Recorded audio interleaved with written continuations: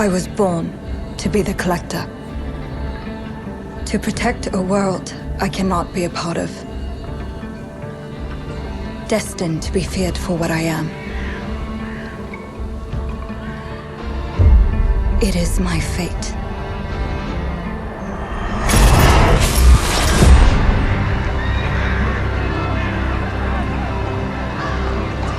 I have devoted my life to facing them. Those granted the power to raise souls. Those corrupted by their gifts. Tilting the ancient balance toward cataclysm. But at last, their debt is due.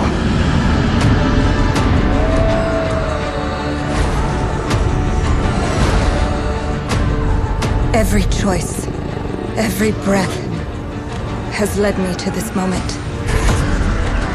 As the moon bears witness, I take the first step. My time has come. I am ready.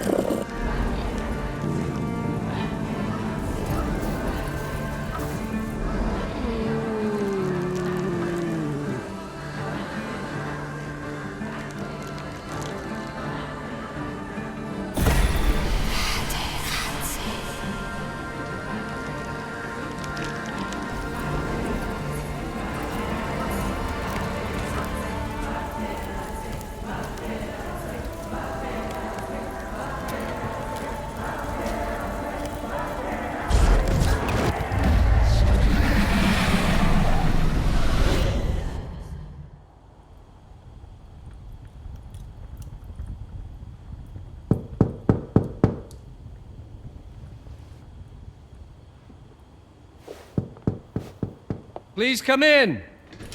Professor Lucas? Yes. Yes, and you must be Cleo. I'm up here. Please join me. Be right there.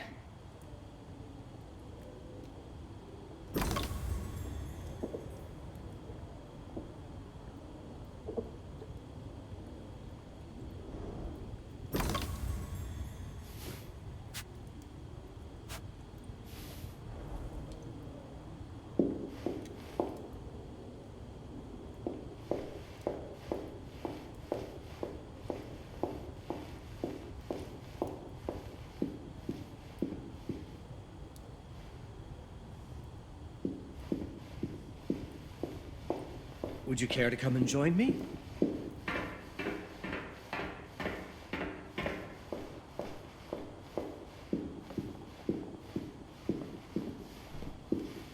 Pleased to meet you, Professor Lucas.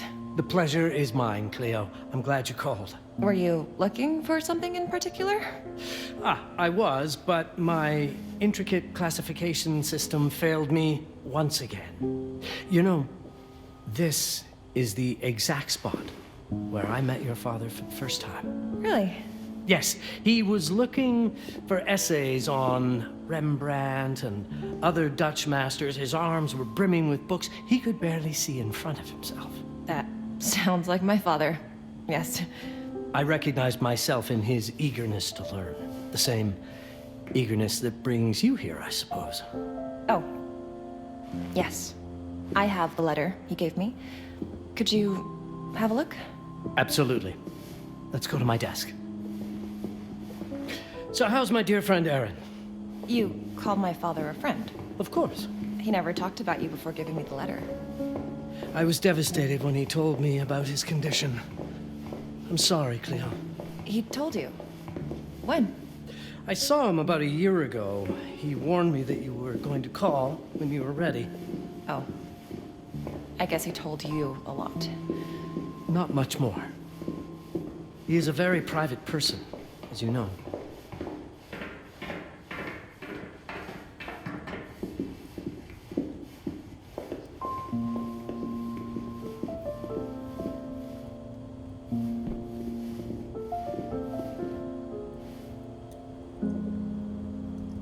Let's settle at my desk by the fireplace.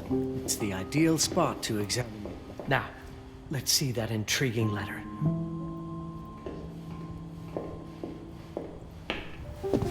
I can't read past the first line my father wrote. And then there's this last part at the end. Both are in English, but everything else is... I was hoping you could help me. I've never seen anything like this before. The writing seems to be hidden behind some sort of veil, and then there's movement in it. It's like something organic. You're absolutely right. I've only seen this once before. I have a 300-year-old manuscript that has the same protective layer, which means that this letter is from the Zandaris tribe. Zandaris? Yes. It's a very ancient tribe. I wonder how your father got this letter. Can you decipher it? I'm afraid I can't. But there is a tome in here on ancient writing that mentions the Zandaris' protected communication. Although finding it may be a bit of a challenge, I think I might have stored it a little too well. The library's registry should help.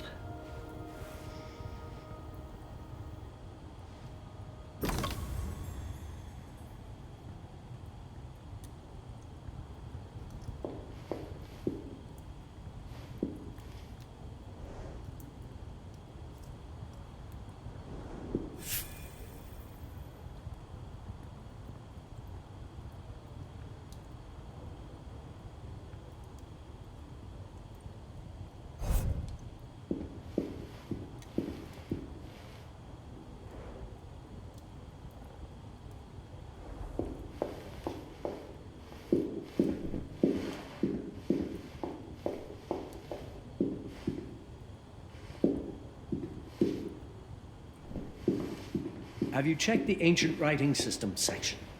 The library's registry might help. It's right there in the center.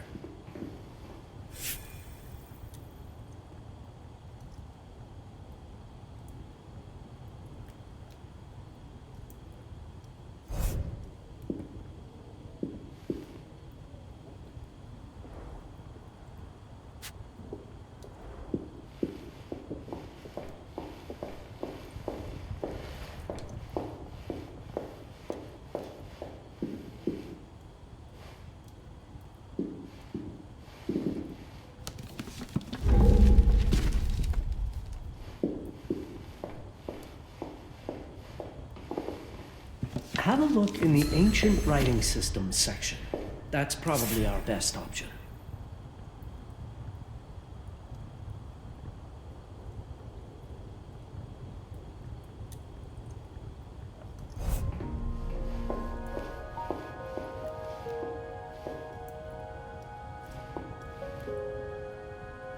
What did you find? Protected Zendara's information was only decipherable through an object. Something called a heparin? Yes, of course. So you've heard of it before? I thought it was a legend. It varies depending on the source. I've never seen one. They said it appears as something unremarkable. I wonder, has your father ever given you something other than the letter? Something like a key or a pendant? He gave this to me when I was a child. But I don't think it has anything to do with... Fascinating. I don't see how this could help us decipher a language. Doesn't hurt to try.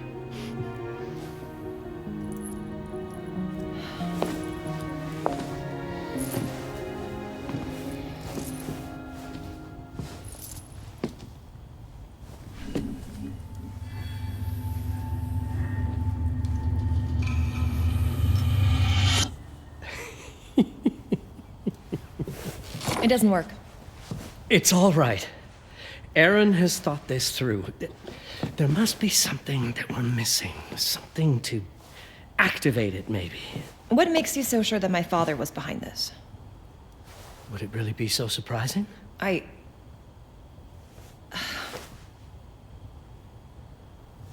just wish he had told me more before he... I understand, but this is his way to do so. Aaron made sure that we would meet in this very room. He's a brilliant man. None of this is coincidence. Have a look around. See if there's anything that piques your interest. Something only you could notice? Did you know that my father donated a bust of Rembrandt to this school? I didn't. I'm afraid to say I never paid much attention to their donors. That must mean something, right? I know he loves this school, but... I'd say follow that lead. There's a section in this library dedicated to Rembrandt.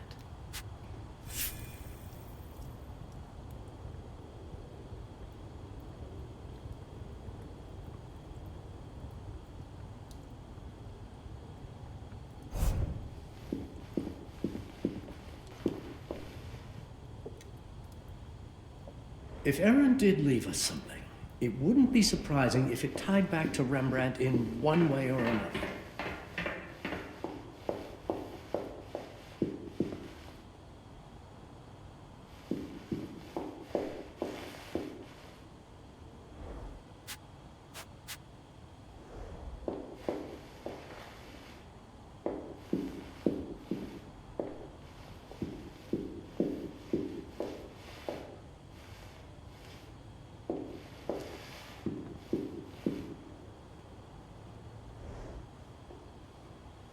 Show me everything your father might have left you, Cleo. 2 heads are better than 1.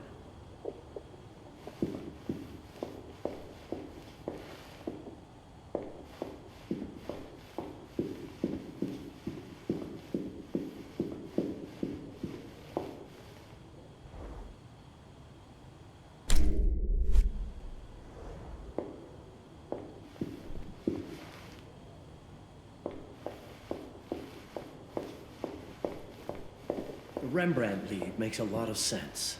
There's a section on Rembrandt and the Dutch Golden Age up on the mezzanine. You should take a look.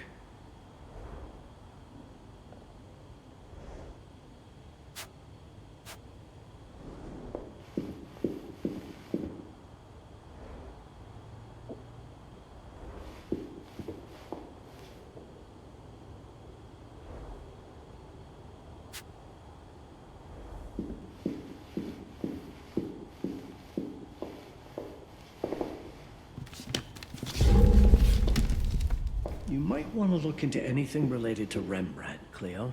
It makes perfect sense if we try to think as your father would.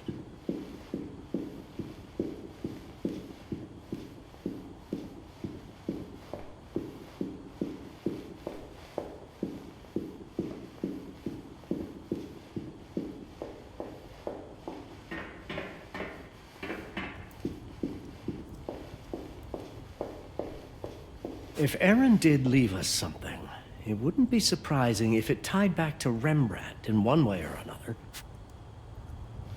I'm not sure your father left you anything here, but I do know he would have wanted you to look into Rembrandt. You should take a look at the section dedicated to the master.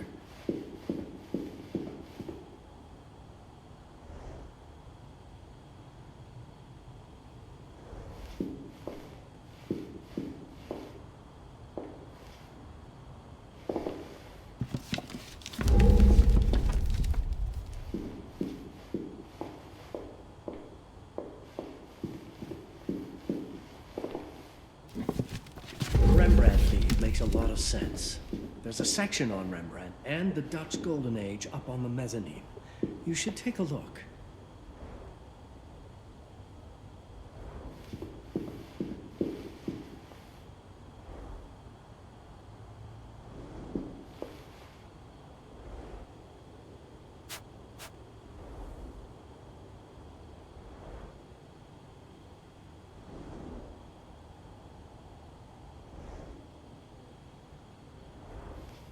Show me everything your father might have left you, Cleo. Two heads are better than one.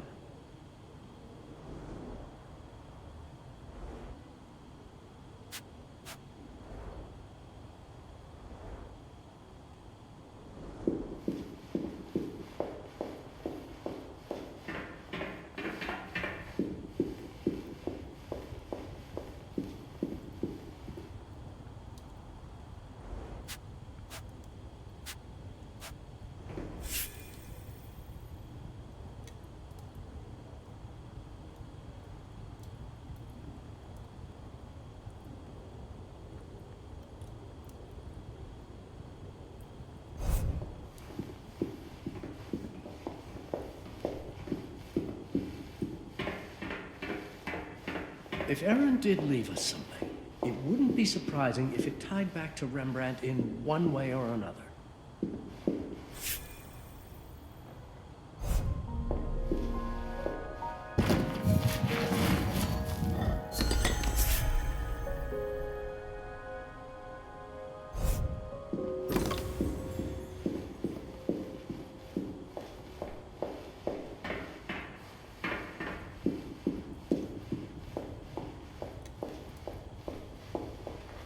My father left me a note. Wonderful. I don't understand it, but my name's on it. Let's see. Do you know what these symbols mean? It seems to refer to a special tool. A sacred tool, most probably, and blood from, I think it specifies lifeline. Blood from a lifeline. I remember. From the hand.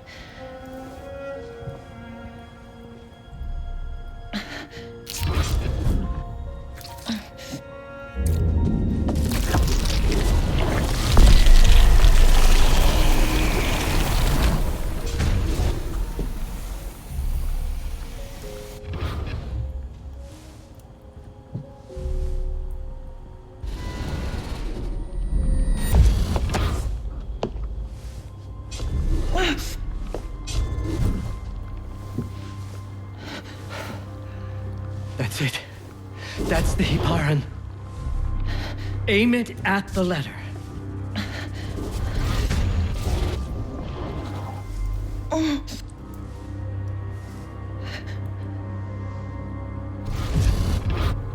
Are you all right?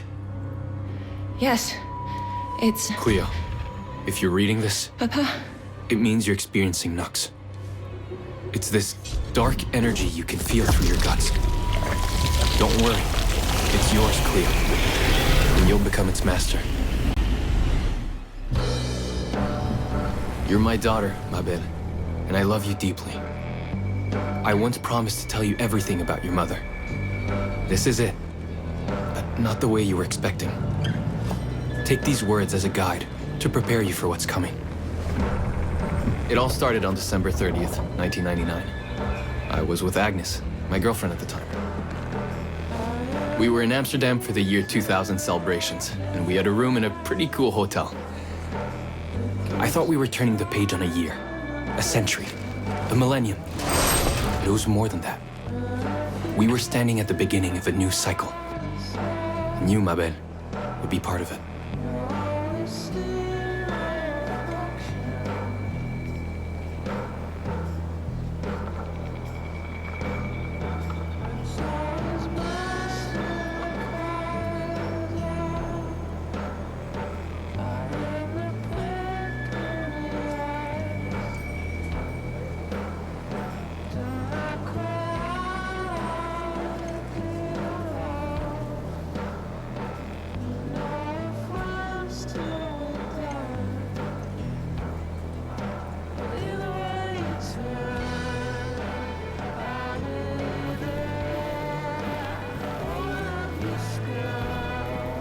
Everything starts with Agnes, as far as you and I are concerned, Cleo.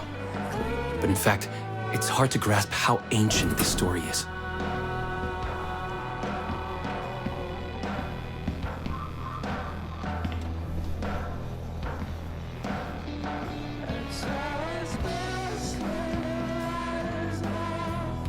Agnes was different. An old soul, yet joyful, always surprised by life. From the very beginning, it felt as though she already knew me. It was awesome.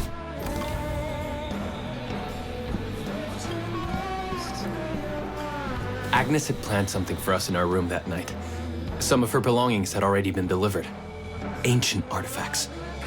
I was fascinated.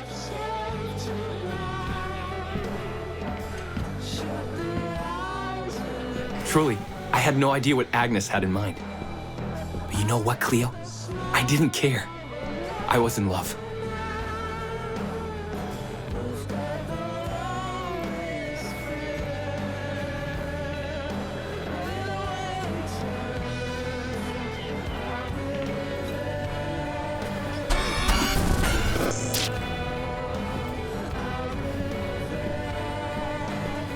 I never questioned Agnes's actions. She had a way of making me feel important and wanted, needed even.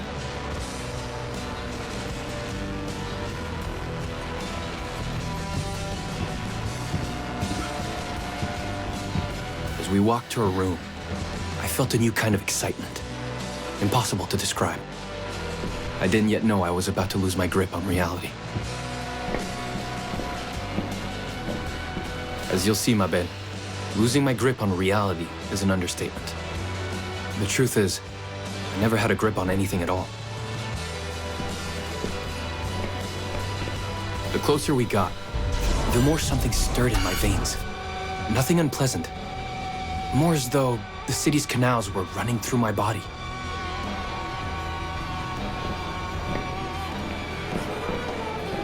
There was something electric about Agnes. A force emanated from her. The force I was about to discover.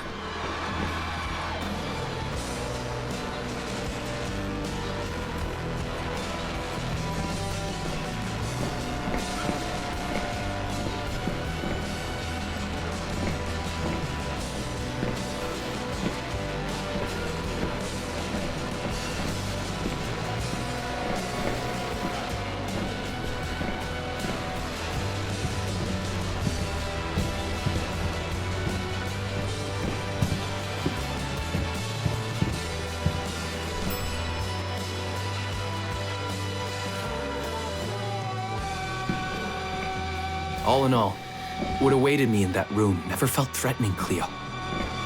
Deep inside, somehow, it always felt as though I'd been chosen. Agnes went directly to the bathroom to put on her magic touch, she said. She didn't need any in my view, but she was being literal, I guess.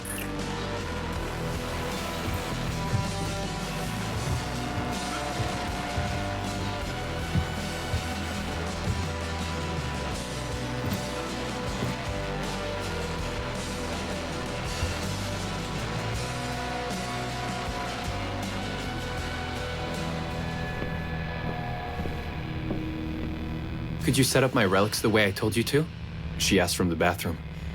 I had to rummage through a chest, a shelf, even her bag to find those things of hers. So old they were. Unsettling.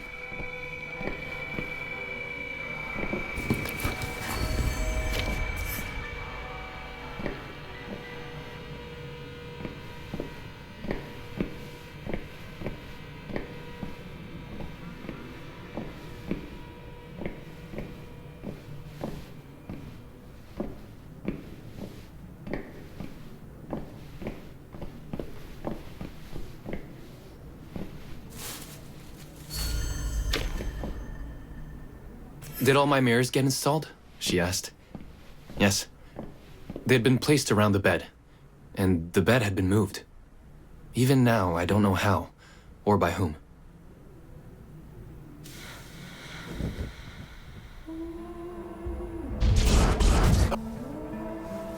When everything was ready as Agnes requested, she came out of the bathroom.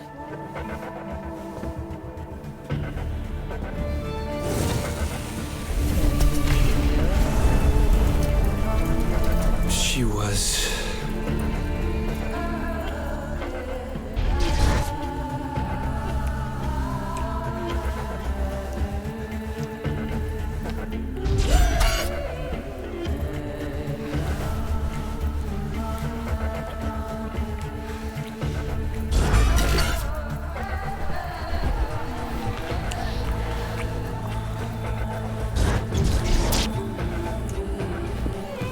no words to describe what followed, Cleo. It felt ethereal until I lost the thread.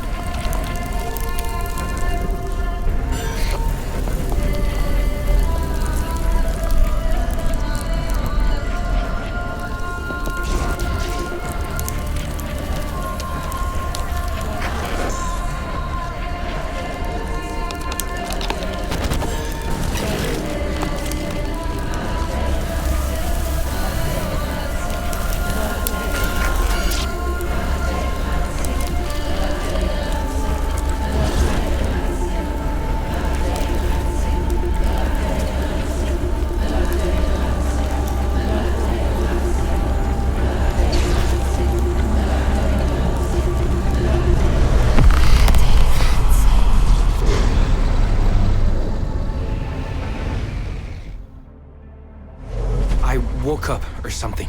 I'm still not sure. I was a cat, Cleo. Yes, you read that well. I was a cat. The room was like in a nightmare. Agnes was floating, literally, and seemed frozen in time.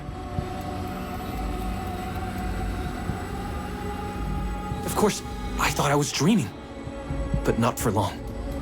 It was too real somehow. I could feel the fur on my body.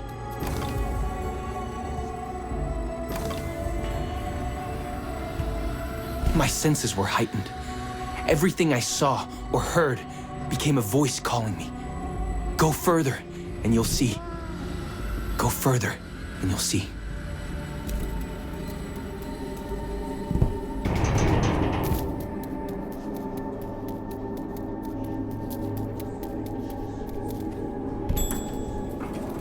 The further I went, the more real my sensations became. Yet the world around me felt increasingly surreal. It was scary, disturbing. But something was definitely calling to me, from what seemed to be the other side.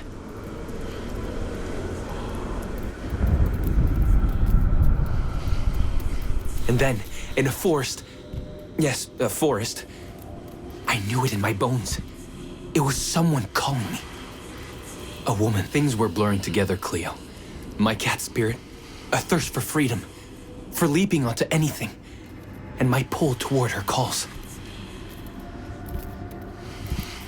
And I saw her, frozen in time, like Agnes in the room. And my cat's spirit again, a need to size her up.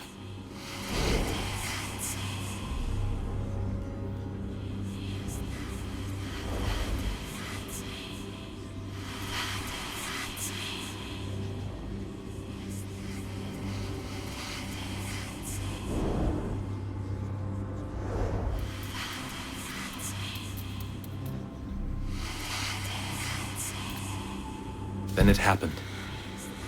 For a brief moment, I became fully feline.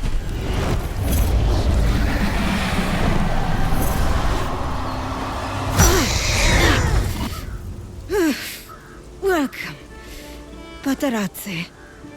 Welcome, Aaron. Aaron? You know my name? We talk? I can talk? I was in shock, Cleo. Nothing made sense. Yes, you are my union, my Paparazzi. My cat. Of course. But what? Did no one tell you about the ceremony? Where you come from? What? No! What do you mean? It matters not for now. I'm Noah, the collector. Those are the Zendaris. Follow me, and I shall explain anon. We've much to do this night. It was the only thing I could do anyway, Cleo.